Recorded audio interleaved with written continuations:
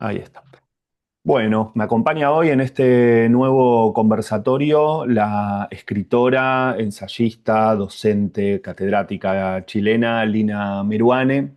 Lina es profesora de escritura creativa en la Universidad de Nueva York. Bueno, una de las escritoras, de las autoras más importantes, no solamente de Chile, sino de América Latina, por lo menos para mí, una de las más interesantes.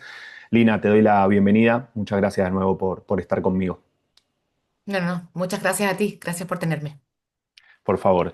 Lina, me gustaría empezar por esto que me estabas diciendo, lo más fresquito, este texto que comenzaste a escribir desde hace un tiempito, que tiene que ver con, bueno, con estar habitando un pleno momento de genocidio, ¿no? El Ujú. primer gran genocidio del siglo XXI, completamente televisado en todas las pantallas, en todos los dispositivos, y aún así continúa, ¿no? ¿Qué nos podés contar de este texto, de Bueno, esta en realidad recopilación? lo que sí, es un poco un texto de urgencia. Yo, por un lado, soy una escritora de ficción y mis novelas tal vez a veces me demoran 10 años en escribir o en pensar. Es que la escritura siempre es más rápida que el pensamiento para mí.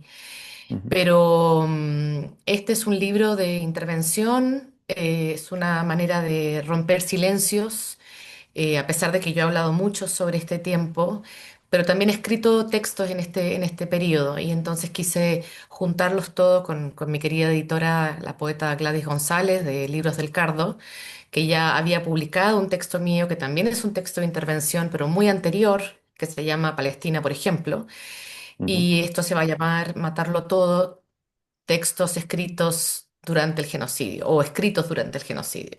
Algo así, ujú, el subtítulo todavía lo estamos fraguando. ujú, Y es realmente una apuesta en conjunto de los textos que empecé a escribir inmediatamente después del ataque de Hamás del 7 de octubre del 2023, que fue una columna que publiqué en El País, donde hablaba precisamente de que más allá de todos los muertos que estaba habiendo y que obviamente iba a haber y sigue habiendo, que aquí lo que había era el cumplimiento de un proyecto anexionista.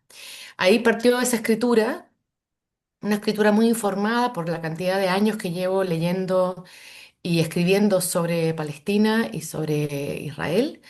Y bueno, y entonces es una compilación que va, como te decía, desde la columna hasta el texto ensayístico más formal, prólogos de libros que escribí, de libros importantes, como el de Rodrigo Carmi, que es un gran pensador chilestino, filósofo ujú, y también psicólogo, sociólogo. Y también la introducción, el prólogo a un libro que a mí me parece muy importante, que se llama Perfect Victims, Víctimas Perfectas, que todavía no está traducido al español y es de ujú, un palestino estadounidense llamado Mohamed El Kurd. Podemos hablar de estos textos si quieres, no, no me quiero extender, pero también en este libro hay cuentos y microcuentos, o sea, hay un poco una mezcla de todo. ujú, Muchos géneros reunidos para hablar del mismo problema. ujú. ¿Y cómo cambia la escritura en tu caso ante una situación de emergencia? Como me dijiste, ¿cómo cambia el proceso creativo cuando hay algo lacerante, ¿no? No te lo sé decir bien porque creo que mi voz tiene una cierta coherencia. Ujú, Yo siento en la última década. Tal vez mis primeros libros eran un poco diferentes en términos de estilo, pero siento que la voz me sale como muy asentada ya, está muy trabajada esa voz. Entonces tal vez lo que va cambiando es la forma y la forma la dicta un poco el contexto de escritura. Por ejemplo, en ese libro hay un texto que escribí en Guatemala. Me encargaron una crónica en caliente, es decir, una crónica que escribí en 3 días. Originalmente iba a ser sobre el genocidio guatemalteco del siglo XX, ujú, del genocidio maya, para ser más exacta. Y ahí, como no me dejaron entrar al lugar que tenía que visitar, acabé hablando con el presidente de la asociación, eh, yo lo llamo de la Asociación Chapinestina o Guatemalteca bueno, de palestinos de Guatemala, ¿no? ujú, Y lo que pasó es que yo tenía que leer este texto en voz alta para una presentación en el Festival Centroamérica Cuenta. Y entonces lo que fue saliendo fue en realidad un largo poema. Es una crónica, pero también es un poema. Y un poco lo que te decía es que el contexto de escritura y de edición o de publicación o de aparición va marcando un poco los recursos que voy usando para que tenga sentido ese texto. Entonces, un texto leído en voz alta, a mí me iba saliendo en poema. El poema es un género muy oral, que viene de la oralidad, pero claro, cuando es un prólogo, que también está incluido, es digamos, tiene una tensión y tiene un rigor y una distancia eh, muy diferente en relación con el objeto que estoy o la persona que estoy comentando. Ujú. Bien. Para conocer un poco más tu historia de dónde viene o desde dónde viene tu ligazón emocional, sé que tus abuelos, ¿no? No sé, me podés corregir, obviamente, si tus abuelos nacieron en la Cisjordania ocupada. Ujú.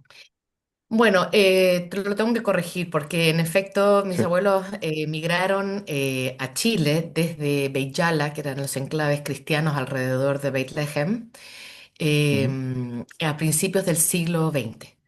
Es decir, migraron en el tiempo de la ocupación del Imperio Turco, ujú, donde todo el Levante estaba debajo del imperio, y sobre todo los cristianos la estaban pasando peor, porque sufrían, bueno, por un lado de desconfianza, por otro lado de altos pagos de impuestos al imperio y además los mandaban de, de vanguardia del ejército en tiempos de guerras mundiales. Entonces, esa comunidad empezó a salir en números muy masivos, no solamente de Palestina, de lo que es Palestina, sino que también de lo que hoy es el Líbano, Jordania, Siria y otros lugares. Y se fueron acomodando en las Américas, sobre todo en América Latina, porque Estados Unidos empezó a cerrar las cuotas de migración árabe. Entonces, por eso están como distribuidos de maneras diferentes en nuestro continente. Y en Chile se asentó la población palestina más grande fuera de Medio Oriente, fuera de, digamos, de Palestina misma. De hecho, se dice que en Beyala hay menos beyalenses que en Chile. Entonces yo soy parte de esa comunidad, descendiente de esa comunidad, pero es una comunidad que se asimiló muy rápidamente, cumpliendo con los dictados de la formación de los estados nacionales. Esto pasó con todas las comunidades migrantes en toda América Latina. Entonces dejaron de hablar su lengua, dejaron de vestir de una cierta manera, o de generar y de celebrar los ritos de cierta manera. Y sin embargo, se mantuvo la noción de ser palestinos. Entonces yo crecí con eso que yo llamo en mi libro Palestina en pedazos, con el rumor de fondo palestino. Pero como no era una identidad puesta en discusión o en tensión, yo realmente nunca había pensado en mi palestinidad. Hasta que llegué a Estados Unidos como estudiante graduada y se produjo el ataque a las Torres Gemelas y los primeros inculpados por la prensa fueron los palestinos. Yo ahí entendí que ser palestina fuera de Chile y fuera de Palestina, aunque en realidad en Palestina es muy, muy violento hoy, que ser palestina fuera de Chile era un problema y que era un estado de sospecha y de ser terrorista. Y ahí realmente se empiezan a activar mis claves, porque esto es así siempre, digamos, una identidad se activa cuando se pone en cuestión o se pone en violencia. Entonces, claro, ujú, ahí yo empecé a pensar mi lugar como latinoamericana y como palestina o descendiente palestina en Estados Unidos. ujú. Hay una frase que te escuché decir hace poco en una entrevista: la escritura no detiene la guerra, pero deja una constancia para poder reflexionar. Lo pensé, esto lo vinculé con una frase de Theodor Adorno, que dijo que después de Auschwitz la cultura no tenía sentido. Podemos empezar a pensar, ¿no? ¿Qué hay después de Gaza? Ujú, ¿Qué hay después de un genocidio y de una nueva forma? Digo, más allá de que sea un genocidio, una limpieza étnica, ¿no? Quizá tradicional, pero ¿qué pasa después de esto, ¿no? Digamos, escribir, hacer una película. Hace poco se estrenó en el Festival de Cine de Venecia, hubo un aplauso de 20 minutos por primera vez en la historia de una niña, ¿no? Que tuvo mucha trascendencia alrededor del mundo, una niña de 6 años pidiendo ayuda terminó siendo Ujú, asesinada junto a sus padres y a otros familiares. Me interesa pensar eso, ¿no? A veces el arte, un tanto frío, un tanto distante, ¿qué pasa cuando hay algo que está allí prendido fuego? ujú. Bueno, esa aseveración de Adorno en el, digamos, en el tiempo del Holocausto y posterior es una frase que yo misma he discutido en mi libro Palestina en pedazos. Me parece que precisamente cuando hay una violencia tan grande contra un pueblo, en el caso de Adorno, el pueblo judío, en este caso es el pueblo palestino, justo lo que se nos llama a hacer a quienes escribimos, quienes estamos produciendo pensamiento crítico, es seguir hablando de esto, no solamente ya para guardar registro, como dije, y para denunciar, como es tan importante hacer en un momento así, sino que para constituir comunidades pensantes que todavía se afilien a los valores humanitarios, a los valores humanos. Ujú, Entrar en momentos de miedo, de silencio o de cinismo y de indiferencia hace que perdamos nuestras habilidades afectivas, nuestras habilidades comunitarias, el sentido de un ser humano que se vincula con otros en una sociedad.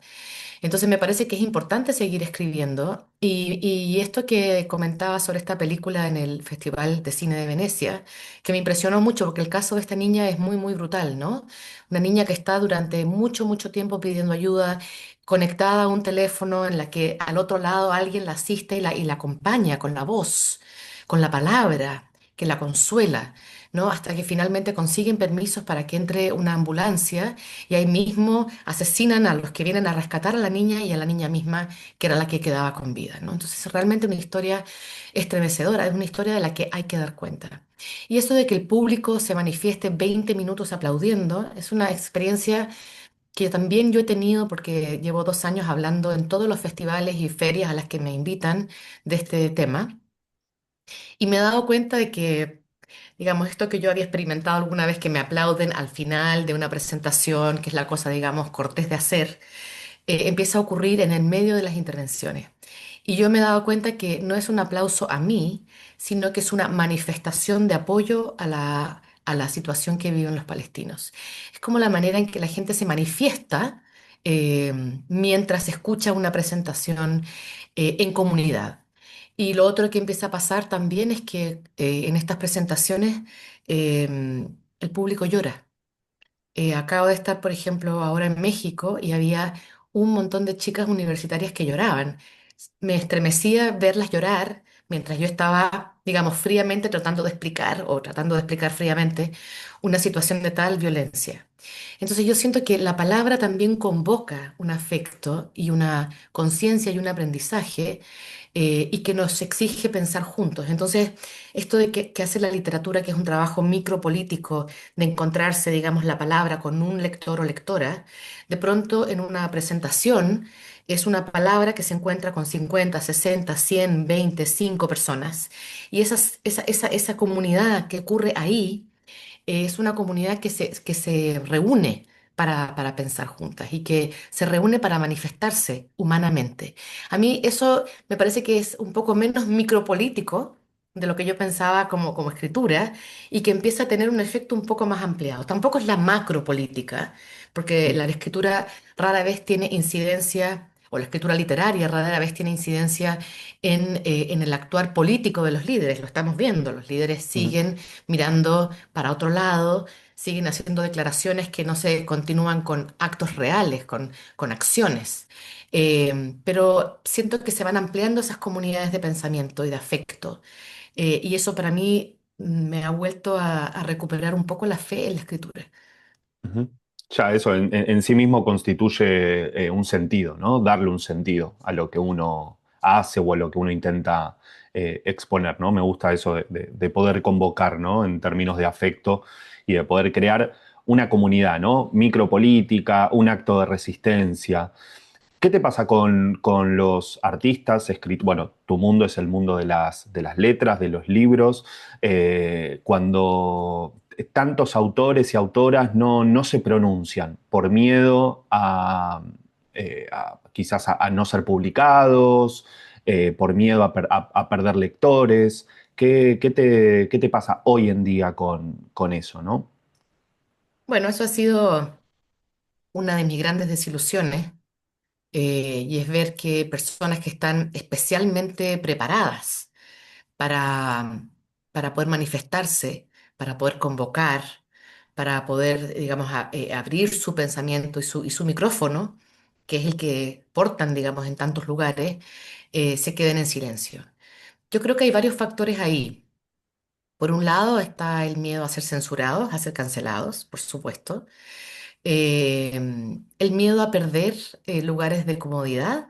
Ujú, Hablaba con una amiga autora argentina y le decía, ¿qué está pasando con las argentinas que se han manifestado tanto en protección de las mujeres, ¿no? Contra el femicidio, a favor del aborto? Nosotras las chilenas nos unimos, digamos, a ese llamado que hicieron las colegas argentinas y de pronto hay un silencio estremecedor. No, no todas, por supuesto. Conozco muchas que ujú, sí se han manifestado de manera muy valiente, pero la respuesta de una de ellas fue, lo que pasa es que el productor de mi película me puede cancelar la película. Yo pensé, bueno, ¿en qué momento la escritura literaria dejó de ser resistencia y se convirtió en un espacio de comodidad, ¿no? De, de agenciamiento de dinero, para decirlo de otra manera, ¿no? Entonces hay una comodidad ahí que a mí me supera, digamos, me angustia. Pienso que hay un cambio, digamos, en la manera, y esto también lo dice Ilan Papé, a él se lo leí primero, ¿no? Que se pasa de un lugar de resistencia a un lugar de pánico moral, y es como darse cuenta de que en realidad esto que está ocurriendo va en contra de mis valores, pero prefiero dejarlo así, o correr, porque a mí no me conviene personalmente manifestarme. Entonces, esto de la consideración personal realmente a mí me ha resultado muy impactante, porque si uno se compromete en política, va a pagar un costo. Pero parece que el costo de estar en contra de un genocidio o a favor del aborto no era tan grande como estar en contra, perdón, de un femicidio o del ujú, aborto, no es tan grande como estar en contra de un genocidio. Y eso me parece muy, muy violento, ¿no? En fin, me ha cambiado un poco la visión también sobre mi propia generación. ujú, Ahora, creo que la excusa de no entiendo, esto es muy complejo, no me atrevo a hablar de esto, es una mala explicación para el silencio, porque precisamente las personas que trabajan con la palabra son tal vez las más preparadas para entender la complejidad de la historia de esta ocupación. Y por otro lado, un genocidio es muy simple de entender. Hay una ujú, descripción que se encuentra en cualquier lugar y todo lo que está ocurriendo ahora mismo en Gaza y en Cisjordania, es decir, en Palestina, remite a genocidio y a ujú, crímenes de lesa humanidad. Ahí es muy simple, no hay mucha complicación para explicar esto. ujú. Sí, también se puede pensar que al mismo tiempo puede haber gente muy preparada para negar un genocidio, para mirar para otro lado, ¿no? Y hacer como Ujú, todo un juego dialéctico, como para decir, bueno, no es tan grave, bueno, pero los rehenes, bueno, pero jamás, ¿no? También me parece ujú. que hay, por lo menos yo he leído y he visto, ¿no? Cierta habilidad para meterse, ¿no? Por diferentes intersticios cada vez más pequeños, ¿no? Ya lugares por donde es imposible pasar, pero veo gente pasando por, intentando pasar por allí, ¿no? Después Sí. quedando en un lugar penoso, ¿no? Penoso para la historia, ¿no? Sí, sí, Esto no, lo... es muy triste sabiendo todo lo que ya sabemos sobre el holocausto judío e Ujú. intentar negar este holocausto palestino.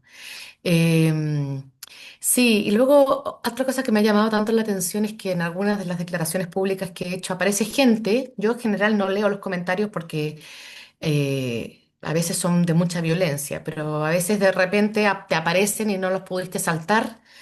Y hoy día justo miraba a alguien que decía, qué pedazo de imbécil, así dicho. A mí me impresiona mucho el insulto, ¿A porque yo no vos? insulto a nadie realmente. Sí, Eh, sí, qué pedazo de imbécil que se deja, que se cree la propaganda terrorista. Pensé, wow, ¿qué haces contra eso?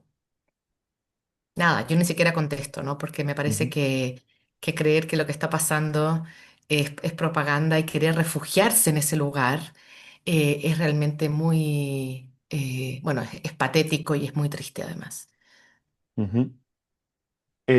Hay algo que me interesa porque creo que por lo menos es la sensación que tengo después de haber leído tantos textos y haber escuchado a tantas personas, que como si el concepto del sionismo, la idea del sionismo fuese un tema de interpretación personal, ¿no? Algo de Ujú. interpretación libre, ¿no? Para algunos el sionismo es la posibilidad de que los judíos, después del genocidio que sufrieron, puedan tener su lugar, ¿no? Y una autodeterminación. ¿Qué es para vos el sionismo? ¿El proyecto sionista? Ujú. Bueno, yo no quiero que esto se convierta, digamos, la respuesta a tu pregunta en un tema de opinión. Yo creo que hay que irse a las propias bases del sionismo, que es una ideología que se articula mucho antes de la fundación de Israel, digamos a finales del siglo XIX, en los 1800 y tantos, 1880. Y es una ideología que convoca a los grandes pensadores y políticos eh, judíos que en ese momento estaban pensando en qué hacer con la violencia que estaban sufriendo, una legítima preocupación. Ujú, Y entonces organizan un proyecto que es el de intentar fundar una nación. Entonces, en esa fundación, la idea de fundar una nación responde a los proyectos coloniales de esa época. Está pensado en articulación con los proyectos coloniales que estaban operando. Entonces, ahí hay una fundación que con una buena intención, que era asegurar un territorio propio y protegido para los judíos que estaban siendo masacrados en Europa, se va moviendo, digamos, hacia un proyecto colonial que ya no tiene ninguna consideración para las personas que habitan ese territorio que a ellos se les fue entregado. De hecho, el propio Theodor Herzl propone la idea de que esta va a ser una eh, tierra sin gente para una gente sin tierra, es decir, negando absolutamente que hay una población local, que es la población palestina. Y eso se ha llevado, digamos, a cabo, esa idea se ha continuado hasta llegar a un genocidio de una violencia y de una intensificación como la actual, en la que los propios palestinos no corresponden a seres humanos. No existen como seres humanos, son animales cuando algo son. Entonces, claro, ahí hay una articulación que teniendo un objetivo que sin duda era positivo, se convierte rápidamente, se transforma o se declara rápidamente en un proyecto colonial de exterminio. Eso es muy grave y eso no es una cuestión de opiniones, basta ir siguiendo el pensamiento de los grandes líderes del sionismo, ¿no? Que han cambiado su discurso y de hecho lo han hecho mucho más explícito e impune, como lo vemos manifestado por los propios ministros del Israel de hoy. ujú. Sí, sí, sí, absolutamente. Bueno, en realidad tendría que haberte preguntado qué es el sionismo, ¿no? ¿Qué es el sionismo para vos? ¿No? Porque hay algo que está bastante claro, ¿no? Claro, no es No, que sea para mí, es que ellos exacto. han desarrollado un discurso ideológico que es cada vez más violento y más explícitamente violento y ocupacionista. Entonces, Ujú, claro, no es una cosa de opinión, es cosa de seguir los dichos de los propios líderes. exacto. Quería preguntarte por Contra los hijos, este libro que publicaste, este ensayo que publicaste en el año 2018. ¿Qué nos podés contar para los que no tuvieron la posibilidad de leerlo aún? Sí, este es un libro que curiosamente vuelve a estar un poco en la palestra por las preocupaciones de la disminución de la natalidad en Chile. Ujú, Es un libro que escribí, bueno, que tiene dos ediciones en realidad. La de Random es del 18, pero hay una edición anterior en México que es creo que del 2014 o del 2012 por ahí. O sea que es un libro que también tiene mucho tiempo en mi pensamiento. Son como mis dos grandes temas, ¿no? El tema palestino y el ujú, tema de la natalidad. Y hay algo muy violento y es que en este momento se juntan porque estamos viendo un infanticidio brutal en Palestina. a la vez que hay unos discursos de alarma en Chile, en Estados Unidos y en otros lugares sobre la disminución de la natalidad y eh, el regreso, el discurso que es el mandato a las mujeres a volver a casa a tener hijos, ¿no? Entonces Ujú, hay esa contradicción que vuelve a asomarse y que se conecta de una manera para mí un poco inesperada. Este libro, como te decía, lo escribí hace mucho tiempo ya. Es un libro que escribí con un humor negro y con una provocación muy eh, programada, digamos. Yo pensé en una diatriba y es un libro que revisa de manera muy acotada momentos de la historia en los que se han intensificado el mandato promaterno. Y también es un libro que recorre qué han significado los hijos a lo largo de los últimos siglos, ¿no? Entonces yo ahí descubro y cuento cómo los hijos pasaron de ser parte del sustento económico de la familia a convertirse en clientes de los padres, ¿no? Y a convertirse en una suerte de proyecto de éxito o fracaso de la familia contemporánea. Esto sobre todo, digamos, en el espacio de las clases medias, hay que decirlo, clases ujú, medias urbanas. Entonces yo me voy moviendo desde ese lugar del niño como parte, digamos, de ese sustento hasta el niño tirano que está descrito en la sociología hoy y cómo ha ido cambiando también la manera en que las mujeres, y sobre todo las mujeres escritoras, piensan la formación de una familia y la procreación. Entonces es un libro que al mismo tiempo es una advertencia contra estos modos en que reaparece el discurso promaterno y los porqués de esa aparición. Y también es una pequeña cajita de herramientas para pensar cómo se articulan esos discursos ujú. promaternos y en qué momento se empiezan a intensificar otra vez. Ujú. ¿Tuviste algún tipo de cuestionamiento, de presión por parte de alguna institución? No sé, me imagino la iglesia, por ejemplo, eh, algunos Mira, comentarios. yo creo que en fin, comentarios sí, no institucionales más que de las propias mujeres muchas veces, ¿no? Mujeres que por un lado dicen, leí tu libro y realmente decidí que no, que tenía razón, que no voy a tener hijos. O leí tu libro y en realidad me di cuenta de que sí, que voy a tener hijos. O que voy a criar hijos de otra manera. En fin, o Ujú, sea, como que la respuesta va variando y eso es muy lindo. También lo han leído muchos hombres. De hecho, ujú, en una presentación se me acercó un señor de 60 años para decirme que él era uno de esos padres que presionaba a la hija y que había venido a la presentación del libro para enterarse un poco de esta discusión, para leer el libro y luego regalárselo a su hija. ujú. O sea, ha tenido como muchos momentos. También hemos tenido respuestas críticas, pero también respuestas críticas de gente que solo lee el título, y eso es por supuesto muy Claro. equívoco. Pero los grupos de mujeres que reivindican su contribución al planeta teniendo hijos, claro que se ha lanzado, digamos, un puñal en contra. Pero por Ujú, otra parte, yo escribí una diatriba, por lo tanto, yo escribí una provocación. No espero que el libro no tenga una respuesta en muchos sentidos y en muchas direcciones. Me interesaba abrir esa discusión, no es que le tengan miedo al debate. Entonces, tener gente que se opuso a las ideas de este libro no me pareció mal, me pareció incluso, te diría, enriquecedor. Y por eso en la versión que apareció en Random House, yo agregué algunas cosas y afiné ciertas ideas para hacerme cargo de lo que había aparecido, digamos, en el debate. Hay ujú, un escritor que escribió una columna muy agresiva contra mi libro, por ejemplo. Era un escritor que acababa de tener hijos y él básicamente traía su opinión, su experiencia personal de no haber sido presionado para tener hijos para intentar ningunear mis argumentos. Entonces yo, como diciendo, no hay presión para tener hijos. Entonces yo ahí tuve que contestarle que todo el debate en contra del aborto es una manera estatal de presionar para evitar que las mujeres se abstengan de la maternidad. Eso es una política pública ujú, que se suma al mandato de la maternidad. O sea que ahí no hay manera de ocultarlo, más allá de que si yo no he recibido presión por tener hijos, no significa que otras personas sí lo estén recibiendo. Pero digamos ujú, que eso me pareció un argumento muy básico. Pero en efecto hay una presión institucional, que es la de las políticas públicas que limitan el aborto. En Chile, por ejemplo, para darte una pequeña muestra, el aborto está permitido en las tres causales clásicas, que son el riesgo vital para la mujer, el daño del feto o la violación.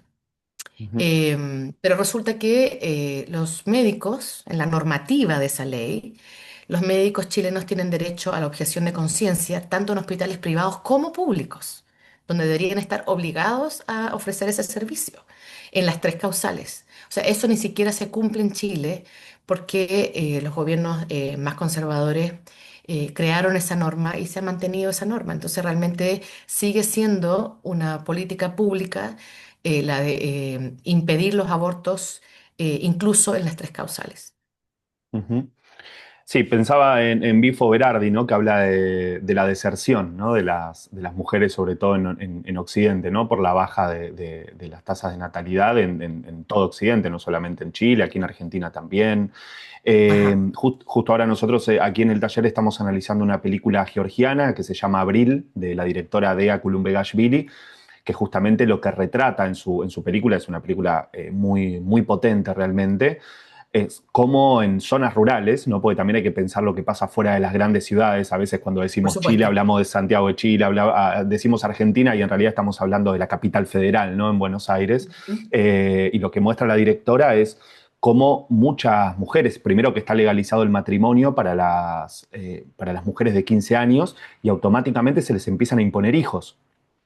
Por supuesto que no tienen el estatus legal del aborto en Georgia, está legalizado el aborto, pero fuera de Tiflis, de la capital, es prácticamente imposible, ¿no? La directora hizo un gran trabajo de campo y se encontró con todas estas mujeres que a los 25 años tienen 4 hijos, 5 hijos, a los 30 Ujú. años ya tienen muchos más.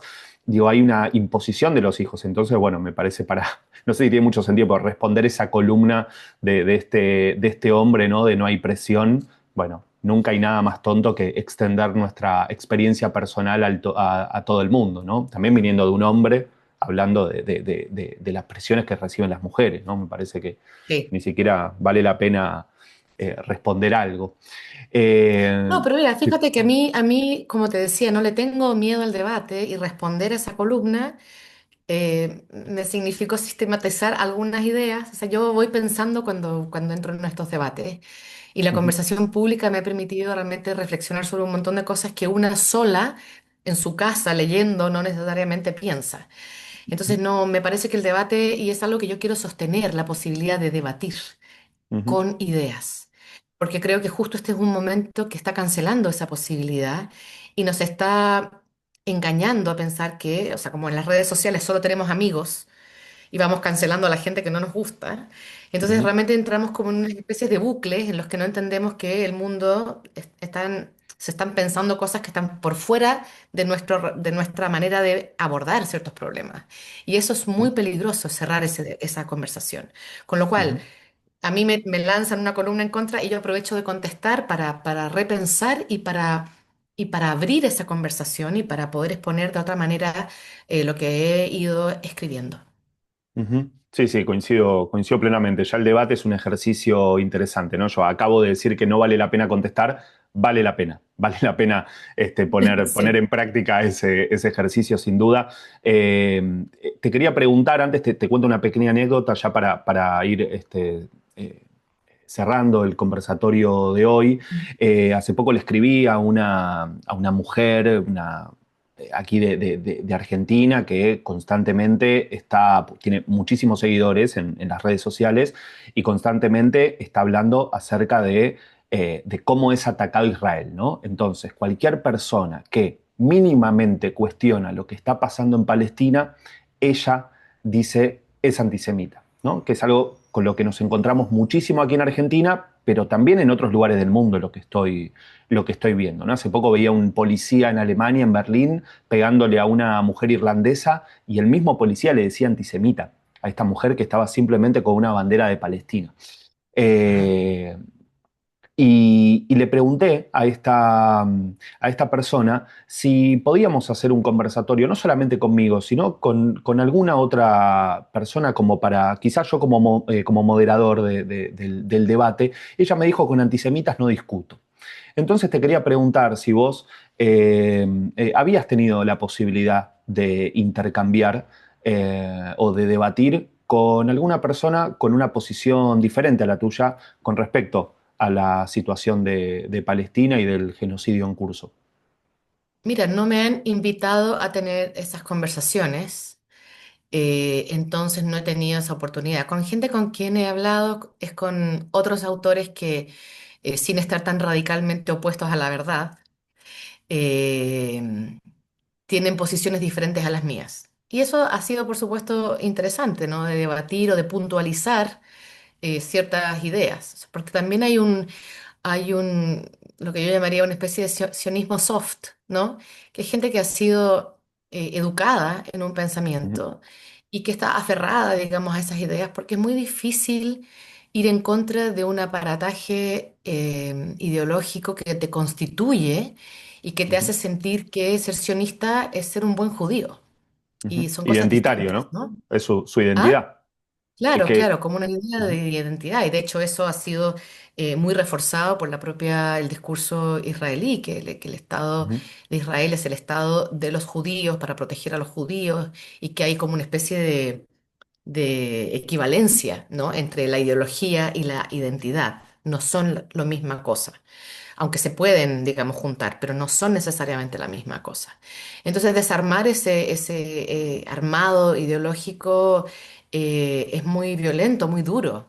De hecho, hay un libro muy hermoso y muy importante, que es un libro de un argentino llamado Dani Selko, también de la comunidad judía, en el que él excelente. explora y atraviesa, digamos, y relee su propia infancia, su propia educación, a su propia familia, en este Ujú, contexto en el que a él le asesinan, aparte de su familia en el sur de Israel, ¿no? ujú, Y él hace como esta reflexión sobre lo que significa eso. Entonces, yo no he tenido la oportunidad, no estaría en contra de hacerlo.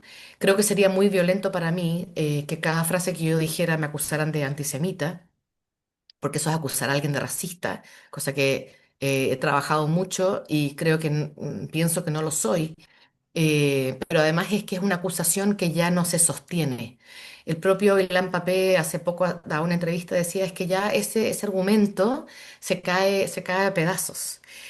Claramente ese argumento no se sostiene. Lo que pasa es que la gente lo sigue repitiendo porque es muy fácil usarlo y porque parece que es una mordaza. Pero yo creo que ya la propia comunidad palestina y pro-palestina ya deja de hacer caso a esa advertencia, a esa amenaza, a esa acusación. ujú. Sí, sí, sí, tenemos que todos, ¿no? Me parece todos, todas tenemos que superar ese, Sí, hay ese que superar insulto, esa palabra y también hay esa que palabra. superar la palabra terrorista, porque Ujú, también esa palabra se ha utilizado contra cualquier persona que se manifiesta contra la violencia del Estado de Israel. Entonces, terrorista ahora es cualquiera que se oponga a un genocidio. O sea, como que la ujú, vuelta discursiva es tan paradójica que ya como que no sabemos ni en qué lengua estamos hablando. Pero yo me ujú, opongo al término antisemita cuando no corresponde, porque por supuesto que ujú, sí hay gente antisemita y sí hay gente ujú, muy racista. Y también hay gente islamófoba y también hay gente terrorista, pero, ujú, pero hay que aprender a usar las palabras cuando corresponden a su realidad, no como acusaciones libres y sueltas que trabajan como una especie de mordaza. ujú. Gracias, Lina. Fue un placer enorme conversar con vos. Bueno, ojalá pronto podamos hablar. El libro de Dani Selco, antes de olvidarme, justo lo nombraste, la oreja de mi madre, creo que se llama. Oreja Eh, madre. Oreja Madre, ahí está, gracias. Sí, gran libro que sí, lo es un gran recomiendo. libro. Tuve el honor de presentarlo en Nueva York. Admiro Ujú. mucho a Dani Selco y toda su obra, así que lo quiero recomendar mucho. Te quiero agradecer, Gonzalo, la oportunidad de tener esta conversación. Gracias. Por favor, fue un placer enorme. Gracias, Lina. Un abrazo fuerte. Gracias a ti.